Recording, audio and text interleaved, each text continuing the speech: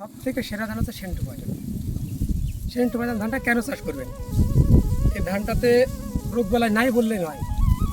এই ধানে কিছু বিশেষ বৈশিষ্ট্যের কারণে মানুষের খুব পছন্দের তালিকা ধানটা। এই ধানটাতে প্রতিটা শীষে আপনার 400 থেকে 500 পিস ধান আছে, প্রতিটা শীষে। আর প্রত্যেকটা ধানে চিটার পরিমাণ থাকে, আর ধানের চিটার পরিমাণ নাই বললে চলে, সামান্য দু একটা, কখনো কখনো।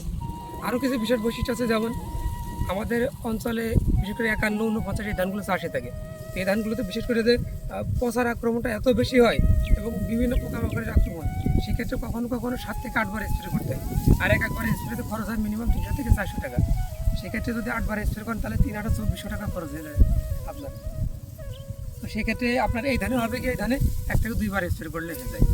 আর সেই ধানটা একদম সেম 51, 50 বা অন্যান্য ধানের তুলনায় ধানের মতোই লাগাতে হয়। লাইনে লাগালে ফলনটা বেশি ভালো পাওয়া যায়। চারার বয়স 25 থেকে 30 দিন হলে লাগানো সবথেকে উপযুক্ত বয়স, উপযুক্ত সময়। আর এই ধানটার জীবনকাল হচ্ছে 135 থেকে 40 দিন। এই ধানটাতে অন্যান্য ধান যেখানে পড়ে যায়, সেক্ষেত্রে এই ধানটা দেখবেন এখনও খাড়া আছে। এই আছে ধানের বৈশিষ্ট্য। আর আরও কিছু বিশেষ বৈশিষ্ট্য আছে যে যখন যে অঞ্চলটা নিচু অঞ্চল বা বেশি পানি জমে থাকে, ওখানে যদি আপনারা এই ধানটা চাষ করেন তাহলে সেখানে ওই ধানটা হবে। অন্যান্য ধান যে এখানে হয় না, 51, 50 বা এই জাতীয় ধান, সেখানে কিন্তু এই ধানটা হবে। আর এই ধানটা পাকলে একদম স্বর্ণের মতো কালার, চকচকে ধান।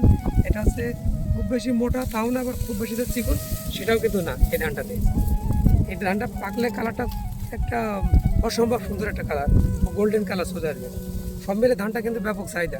আর হচ্ছে আগেরকার মানুষ বা একটু 20 বছর আগে পূর্বে গেলে আমরা দেখি যে পাইজাম ধানের খুব একটা সুনাম ছিল। সেই পাইজাম ধানেরই একটা জাত, এটা হচ্ছে সেন্টু পাইজাম ধান। এই ধানটা যদি আপনি উঁচু জায়গাতে লাগান, আপনার 3 ফিটের মতো হাইটটা আসবে। যদি পানির ভিতর লাগান সেক্ষেত্রে হাইটটা একটু বেশি আসবে, কিন্তু কখনোই পড়বেন আল্লাহর রহমতে। এই ধানের এই বৈশিষ্ট্যগুলোর কারণে মানুষ এটা চাহিদা দিন দিন বৃদ্ধি পাচ্ছে। অন্যান্য ধান যেখানে 33 শতকের 1 বিঘাতে 17-18 মন সর্বোচ্চ ভালো হলে হয়, আর এই ধানটা কখনো কখনো 30 মনও ক্রস করে এমন মৌসুমে। আমি আবারও বলি যে 33 শতকের 1 বিঘাতে অন্যান্য ধান 17-18 মন হয়, কখনো কখনো একটু বেশি হয়। আর এই ধানটা ভালো হলে 30 মনও ক্রস করে। তাহলে আপনি কেন এই ধানটা চাষ করবেন না? আপনার জীবনকালে একই সার ওষুধও লাগছে কম, পরিশ্রমও লাগছে কম, ফলনের দিকে পাচ্ছেন আপনি 7-8 মন ধান বা 10 মন ধান, কখনো কখনো বেশি।